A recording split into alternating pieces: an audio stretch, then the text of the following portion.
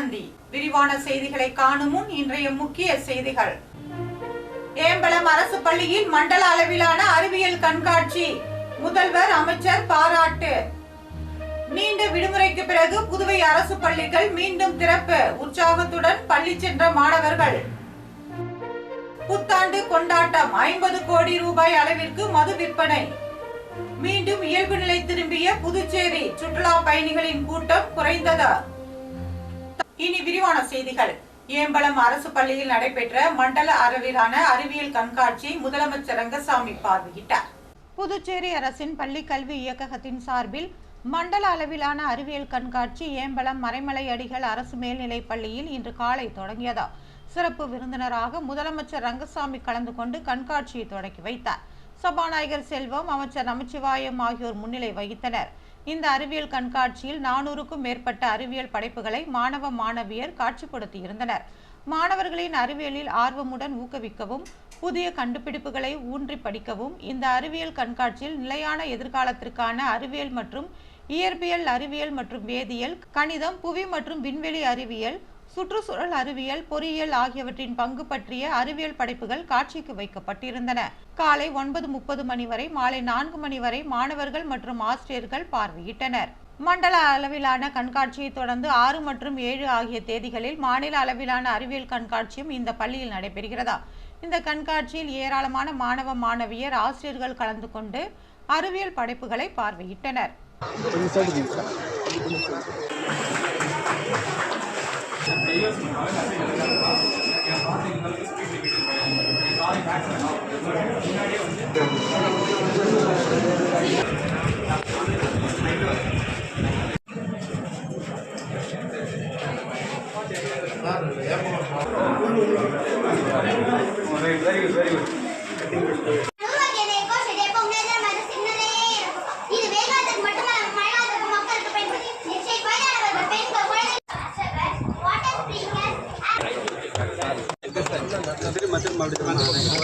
Madam please madam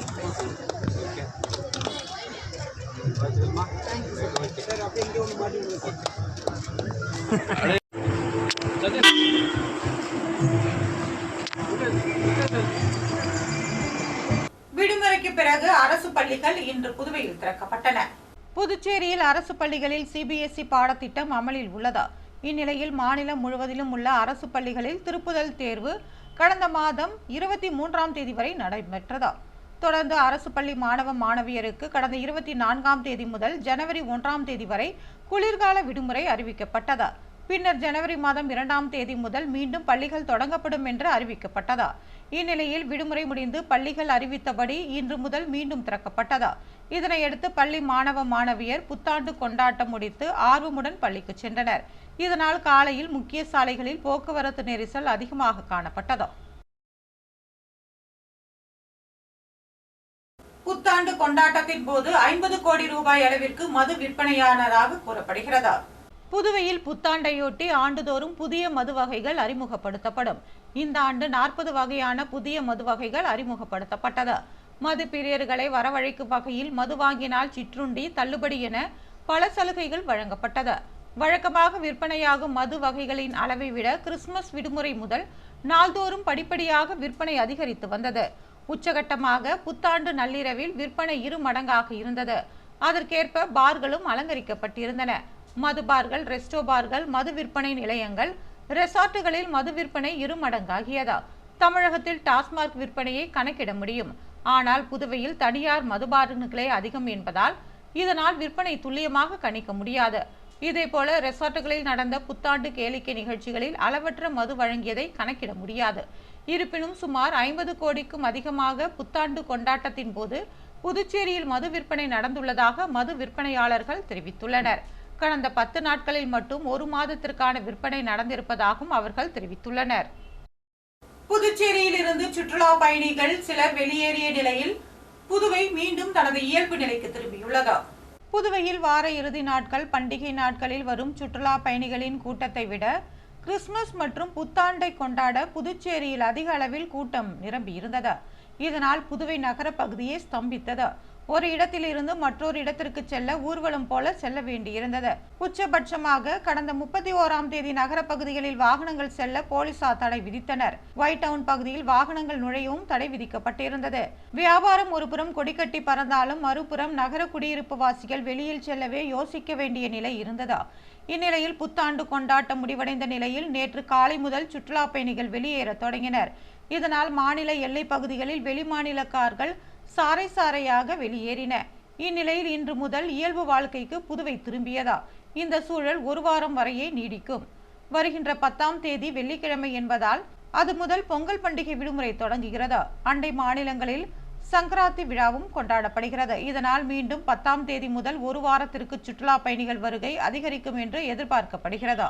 இதனால் மீண்டும் போக்குவரத்து ஸ்தம்பிக்கும் நிலை ஏற்படும். புதுவையில் 5 பேரிடம் 86,000 ரூபாய் ஏமாற்றியவர்களை போலீசார் தேடி வருகின்றனர். புதுவை அரியாங்குப்பம் பகுதியை சேர்ந்தவர் ராஜேஷ். இவர் இணையதளத்தில் பழைய போன் விற்பனைக்கு உள்ளதா என்று பார்த்துள்ளார். அப்போது பயன்படுத்திய ஐபோனில் 30,000 ரூபாய்க்கு விற்பனை இருப்பதாக அவர் பார்த்துள்ளார். உடனே அதை ஆர்டர் செய்துள்ளார். பின்னர் ராஜேஷ் ஆர்டர் செய்த ஐபோன் பல நாட்களாகியும் கிடைக்கவில்லை. அதன் பிறகே அவர் மோசடி கும்பலிடம் ஏமாந்தது தெரிய வந்தது. இதேபோல தவளக்குப்பம் பகுதியை சேர்ந்த கிள்ளிவளவன் என்பவரை மர்ம நபர் தொடர்பு கொண்டு குறைந்த வட்டியில் கடன் தருவதாக கூறியுள்ளார். இதனை நம்பி கிள்ளிவளவன் 31,000 ரூபாயை அனுப்பி மோசடி கும்பலிடம் ஏமாந்துள்ளார். லாஸ்பேட்டையை சேர்ந்த சாமிக்கண்ணு 15,000-உம், கருவடிக்குப்பம் பகுதியை சேர்ந்த கமல்ராஜ் 3,700 ரூபாயும் மற்றும் நெல்லித்தோப்பு பகுதியை சேர்ந்த ராஜசேகரன் 6,300 ரூபாய் என மொத்தமாக 56,000 ரூபாயை மோசடி கும்பலிடம் இழந்துள்ளனர். இது குறித்து பாதிக்கப்பட்டவர்கள் தனித்தனியாக புதுச்சேரி சைபர் கிரைம் காவல் நிலையத்தில் புகார் அளித்துள்ளனர். அதன் அடிப்படையில் போலீசார் வழக்கு பதிவு செய்து விசாரணை நடத்தி வருகின்றனர். புதுவை காவல் நிலையங்களில் கடந்த ஆண்டு 7,250 வழக்குகள் பதிவு செய்யப்பட்டன. புதுச்சேரி மாநிலத்தில் சட்டம் ஒழுங்கு, போக்குவரத்து உள்ளிட்டவைகளுக்கு தனித்தனியாக காவல் நிலையங்கள் உள்ளதா?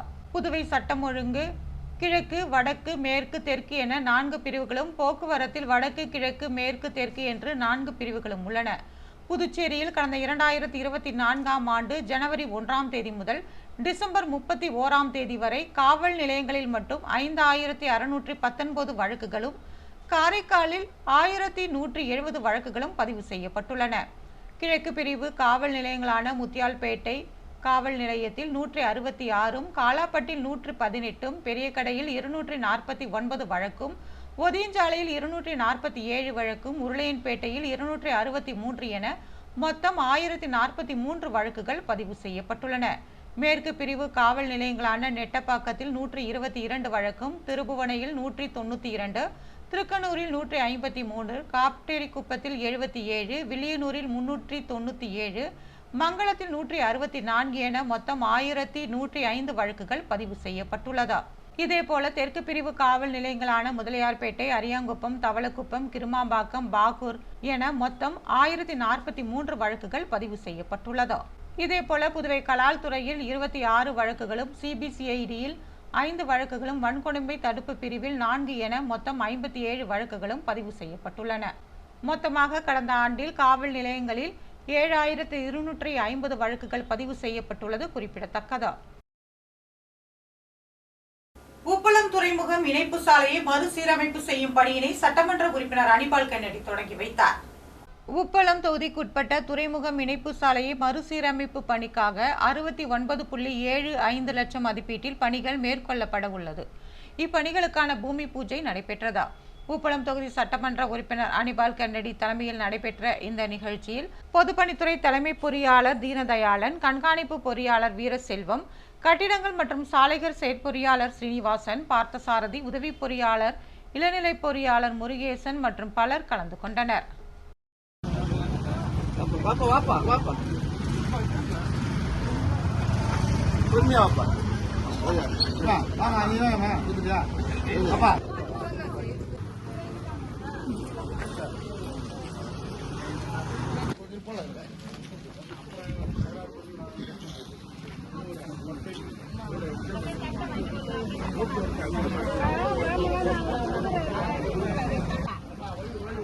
தம்பி சுரேஷ்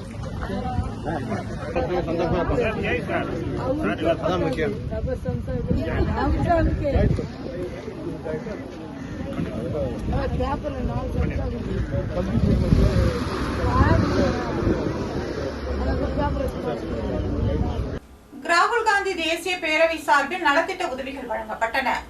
புதுச்சேரி ராகுல் காந்தி தேசிய பேரவை சார்பில் பேரவையின் துணைத் தலைவரும் காங்கிரஸ் கட்சியின் பொதுக்குழு உறுப்பினருமான திருவேங்கடம் பிறந்தநாள் விழா வெகு விமர்சையாக கொண்டாடப்பட்டது.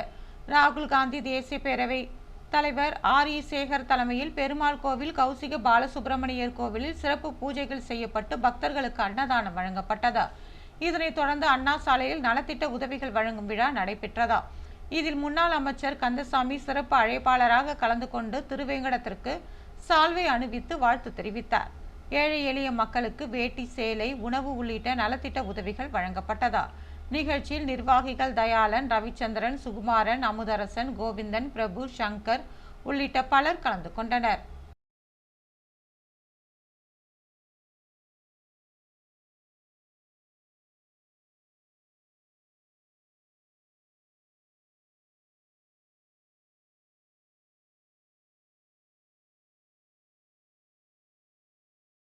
தொண்டமாநத்தம் கலாம் இளைஞர் இயற்கை பாரத சங்கம் சார்பில் பொங்கல் கொண்டாட்டம் தொடங்கியுள்ளது.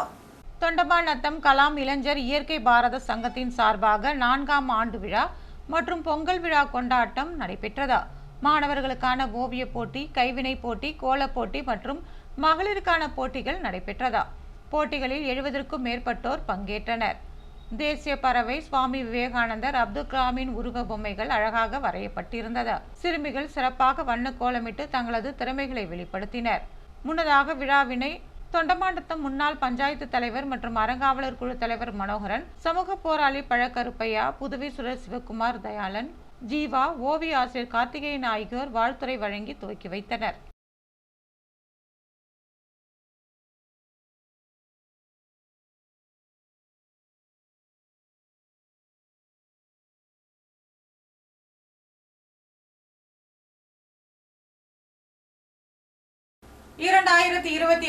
ஆண்டிற்கான புதிய நாட்காட்டிகளை அமைச்சர் நமச்சிவாயம் தனது ஆதரவாளர்களுக்கு வழங்கினார்.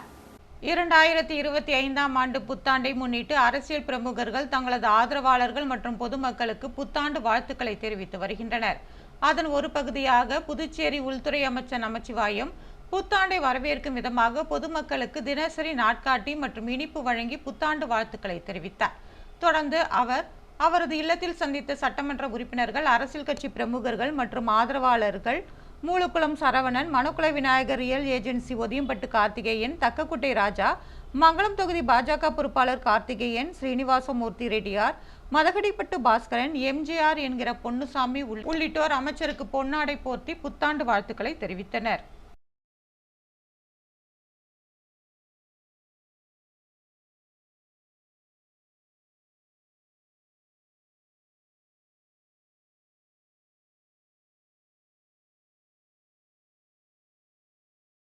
புதுவையில் இன்றைய தங்கம் மற்றும் வெள்ளி விலை விவரம்.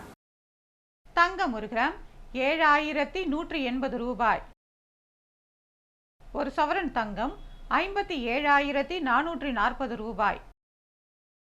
வெள்ளி 10 கிராம் 960 ரூபாய். மீண்டும் இன்றைய முக்கிய செய்திகள்.